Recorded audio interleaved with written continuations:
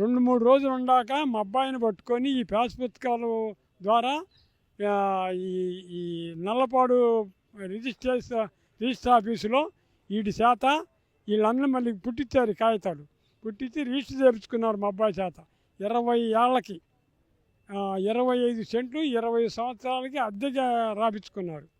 అది నాకు తర్వాత కొన్నాళ్ళకి తెలిసింది. ఏప్రిల్ 22వ తారీఖున పోస్టులు పోతున్నారని నాకు తెలిసింది. జనవరి 7వ తారీఖున 1-7వ తారీఖున రాపించుకున్నారు. ఆ 4 నెలలు మెలకుండా ఊరుకున్నారు. పోస్టులు పోతుంటే మాకు వేలు పోస్టులు పోతున్నారు ఏందని అడిగితే నేను పోతే ఉండయి చూసి పీకేసాం. మా సడ్గుడి కొడుకుని తీసుకొని మా అబ్బాయి నాతోటి మాట్లాడు, నేను మాట్లాడను. అయితే మా సడ్గుడి కొడుకుని తీసుకొని పోయి పీకేసాం శుభ్రంగా. పీకెత్తే నా మీద కేసు పెట్టారు. కేసు పెట్టినా నేను అయితే తర్వాత మళ్ళీ ఏం చేశారు, బోర్లు వేస్తున్నారు. బోర్లు వేస్తుంటే అన్నీ అది తెలుసుకొని పోవటమే మేము. అంటే పోలేములే, తెలుసుకొని ఎవరిని చేస్తే పోతే బోర్లు వేస్తున్నారు.